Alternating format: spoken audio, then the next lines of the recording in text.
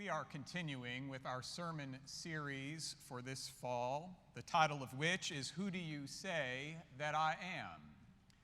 Who do you say that I am? It is a question that Jesus asked his disciples long ago. It is a question that Jesus asks each of us in our own lives of faith today. Every Sunday, that is the question. Our answer is different every Sunday, and this morning, our answer is Jesus, the one who welcomes. Our text this morning is a familiar one. It is a story that appears in all four of the Gospels, and in fact, it is the only miracle performed by Jesus that each of the Gospels describes. Listen now to God's word to us as it comes to us from the Gospel according to Mark, the 6th chapter, verses 30 to 44. You are invited to follow along on page 818 in your pew Bibles if you wish. The apostles gathered around Jesus and told him all that they had done and taught. He said to them, "Come away to a deserted place all by yourselves and rest a while." For many were coming and going, and they had no leisure even to eat. And they went away in the boat to a deserted place by themselves. Now many saw them going and recognized them, and they hurried there on foot from all the towns and arrived ahead of them. As he went ashore, he saw a great crowd, and he had compassion for them, because they were like sheep without a shepherd, and he began to teach them many things. When it grew late, his disciples came to him and said, "This is a deserted place, and the hour is now very late. Send them away so that they may go into the surrounding country and villages and buy something for themselves to eat." But he answered them, "You give them something to eat." They said to him, "Are we to go and buy 200 denarii worth of bread and give it to them to eat?" And he said to them, "How many loaves have you? Go and see." When they had found out, they said, 5, and 2 fish. Then he ordered them to get all the people to sit down in groups on the green grass. So they sat down in groups of hundreds and of 50s. Taking the 5 loaves and the 2 fish, he looked up to heaven and blessed and broke the loaves and gave them to his disciples to set before the people. And he divided the 2 fish among them all. And all ate and were filled. And they took up 12 baskets full of broken pieces and of the fish. Those who had eaten the loaves numbered 5,000 men. The word of the Lord. A number of years ago, back when my family was living in Dallas, I was out walking our dog one morning, and as I passed a house that was 2 doors down from ours, an elderly man, the man who lived in that house, he was at his front door, and he called out to me, "Hey, do you own a power saw?" Wasn't sure I heard him right. "Excuse me? Do you have a power saw? Or do you know anybody who owns a power saw?" "Sorry, I don't." And our dog was kind of tugging on the leash, so I started to go, but then I thought to myself, what in the world does this elderly gentleman want a power saw for? So I asked him. He said, "Well, I've got a tree limb that broke off, but it didn't break all the way off, and it's broken on a power line." Good grief, this guy wants to use a power saw to cut off a broken tree limb on a power line. "You need to call the power company," I shouted back. "Oh, okay," he said, and he went back inside. Well, dog and I went for a walk. After the walk, I went over to the man's house, knocked on his door. "Did you call the power company?" "Yeah," he said. "They said they'd come sometime later today." "Hey, do you mind going opening my gate for me?" he asked. "I don't get around too good these days. It would sure help." "Well, all right," I said. I went to the gate. It was locked. I went back to the man, asked him for the key. He gave me the key to the gate. I unlocked the gate. But his sprinklers had been on earlier that morning, and so there was mud all by the gate. So walking through his house to give him back the key, I tracked mud all through his house. So I called out to him, "Where are your paper towels?" He told me where the paper towels were. I went to get the paper towels. He was out of paper towels. "You're out of paper towels," I called back to him. So he came over and handed me a bunch of napkins, and I got the napkins and I started scrubbing off the floor. And then I said, "Can I check out that tree?" And he said, "Sure." And so I looked, and sure enough, there was the limb on the power line, and yet it was also in the neighbor's yard. So I went over to the neighbor. I knocked on her door. I told her about the tree limb on the power line. She said she would call the power company too. This whole thing took about half an hour, and while I did not tell him this, the episode, it was kind of embarrassing to me. You see, we had lived 2 houses away from this gentleman for 2 years at that point. I first met him when another neighbor invited all of us, him and our family, over to that neighbor's house for dinner, kind of like a welcome to the neighborhood dinner. But after that, I had not had any contact with him. I knew that he was divorced, and that was why he moved into the neighborhood and bought that house. Why didn't I reach out to him during those 2 years? I know why. I was busy, right? I was busy. Things to do. I had 2 young boys at the time, new congregation in Dallas to care for, things to do, places to be, just busy, busy, too busy to get to know my neighbor. So I think I get it. I think I understand what the disciples were feeling on that day long ago, the day that's described in our text. Life with Jesus at this time was busy, busy, busy. They had no leisure even to eat. That's what Mark writes in our text. So, Jesus says to his disciples, "Come away to a deserted place all by yourselves and rest a while." Oh, good. In other words, catch your breath. Spend some quality time with me, says Jesus. And Mark writes, they went away to a deserted place by themselves. I can just picture the disciples so excited to get a weekend getaway with Jesus at this point. Then Mark writes, many saw them going and recognized them, and they hurried there on foot from all the towns and arrived ahead of them. Can you picture the look on the disciples' face when they think they're going for a weekend getaway and then they see all those crowds of people arriving there before them? What do you think the disciples were hoping Jesus would say to the crowds? I know what I would have hoped Jesus would say. "Sorry, everyone, we are closed for the weekend. Come back to us on Monday. We're not checking our email and texts this week." That's what I would have hoped Jesus would say. It's not what Jesus said. Jesus had compassion for this crowd of strangers, and Jesus welcomed this crowd of strangers. Our subject this morning is welcome. Jesus, the one who welcomes. Sounds like an easy thing to do, right? To welcome other people. Is that an easy thing to do? How many of you remember at the beginning of worship this morning when I invited you to write your name on the friendship pads so that we could see who is worshiping among us this morning, and why else did I invite you to do that? So that, I know it's on the tip of your tongue, so that you could greet somebody and welcome somebody after worship is done today. That's right, that's right. Maybe some of you remember how earlier this year I asked everyone to set a goal of meeting 5 new people in our congregation. How many of you remember that? Yeah.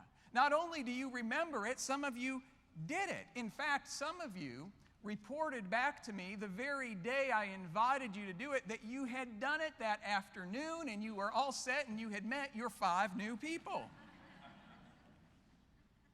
What would happen if I asked you to take the next step? What would happen if I asked you not just to meet 5 new people, but to welcome them into your home by inviting them over for dinner, into your heart, by having a conversation with them, by getting to know them?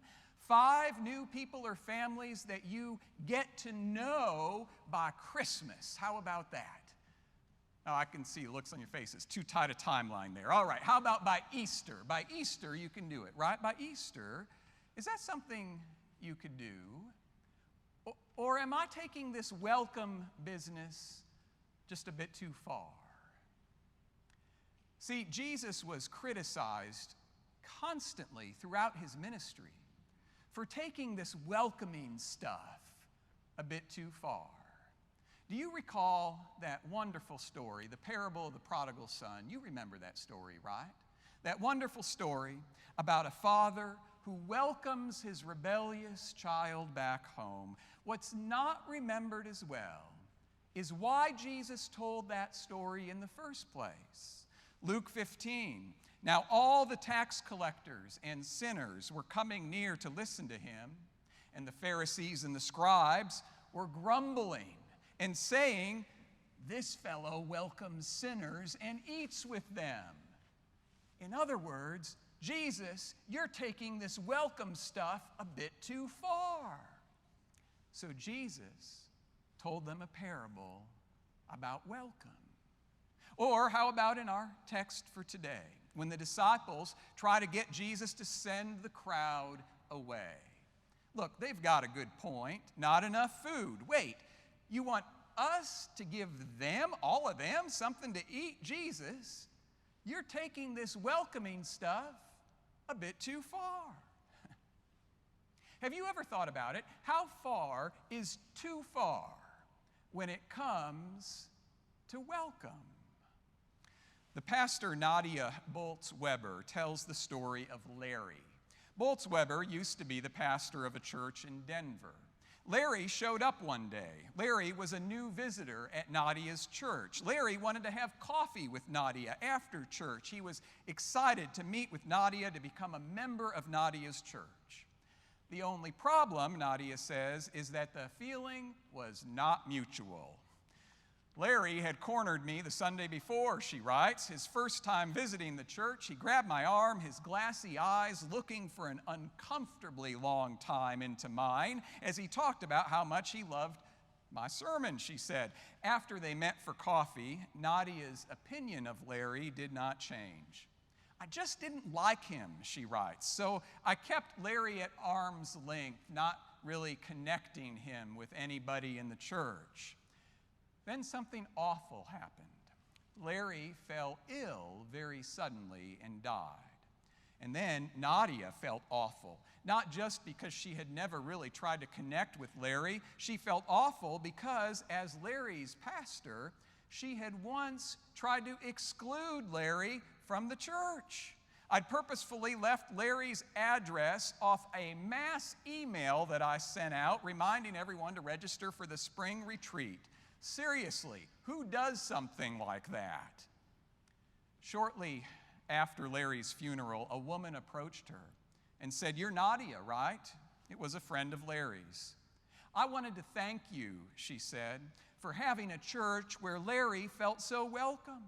He spoke so highly of you and your congregation, and I know that having you as his pastor meant a lot to him in his final months." Nadia Boltz-Weber says she felt about this big at that moment. She writes, "Sometimes God needs stuff done, even though I can be a real schmuck. There is absolutely no justice in the fact that Larry loved me and loved that church." But she goes on to say that it was not just Larry who received God's grace through their relationship, it was her. She also received the grace of God. To which the gospel writer Mark would say, exactly. According to Mark, God shows up when we welcome the stranger, even when we don't feel like doing it, even when we've got reasonable reasons not to do it. Just look at our text for today. Where does God's grace show up in our text? When Jesus multiplies the loaves and the fishes, right? That's a wonderful example of God's grace at work. But did you know that that is not the first miracle in our text? Did you catch the first one? In verse 31, Jesus invites the disciples to come away to a deserted place. In verse 32, Mark tells us that's where the disciples went, to a deserted place. And in verse 35, the disciples remind Jesus, just in case he's forgotten, that the place where they are is called what? A deserted place. You can come along with me in this. Yes, a deserted place. That's right. In Mark, he writes that 3 different times. And in Greek, the word is eremon. Eremon. It means desert. It means wilderness. It means barren. It means there's nothing there. Where is everybody at this point in the eremon? In a deserted place. Good. Okay. All right. You're good. All right. Now listen to verse 39. Then he, Jesus, ordered the disciples to get all the people to sit down in groups on the green grass. The green grass? Mark just told us 3 times they were in the eremon. Was there a sprinkler system back in Jesus' day in the desert? Green grass in the eremon. Friends, that is not an ancient irrigation system at work. That's God. God was at work when the disciples, however grudgingly, go along with Jesus and start to do their best to welcome all those strangers. Suddenly, there's green grass in the desert. Suddenly, something good is growing that's not supposed to grow. Let me get at it this way. A few weeks ago, our family got a new dog, a puppy that's now about 2.5, close to 3 months old. I had forgotten what it was like to have a puppy. Takes some adjustments, right? The chewing, the accidents, the training, the energy. Good God, the energy. But even though I may not always show it, I am growing to love our new dog in just the 3 short weeks that we've had her, which means that I have come a long way. You would not have known this about me, but I did not grow up with dogs, and I have a vivid memory of the first time I ever owned a dog. This was 20 years ago, when I was in my late 20s, before I was married. I was living on my own in Dallas. I thought it would be fun to own a dog. Got her from a rescue agency, beautiful golden retriever. I was excited about my new pet, but upon arriving at my condo, we ran into some problems. When I tried to get her to go up the steps, she wouldn't go. So I tugged, she resisted. I tugged, she resisted. I tugged again, she got out of her leash and ran away. I went and chased her down, brought her back, carried her up the steps to my condo, went into the condo, and she started barking right away. Why is she barking? She just was outside. Surely she does not have to go. This time I resisted. I'll show her who's boss. What do you think she did? She went all over my kitchen floor. I am embarrassed to admit it, but my first time with a dog, I could not get the hang of it. I lasted all of 1 week with my first dog before I decided to give her back to the rescue agency. The woman who came to pick the dog up from me, she was kind of disappointed, I could tell, because her parting words to me were, maybe next time you should try a goldfish. Why do I share that with you? I share it with you because this morning we're not talking about pets and puppies. We're talking about people, strangers in your midst. They may be in this church. They may be in your neighborhood. They may be where you work. They may be at your child's school. What do you think would happen if you made a point to welcome a stranger into your home for a meal just to get to know them? I'll tell you what might happen. It might get a little messy because you don't know them, because it could be awkward, because it could be uncomfortable. But if you keep doing it, if we keep reaching out in love to the strangers among us, Do you know what God will do with that love? Sure you do. God will multiply it by the hundreds, by the thousands,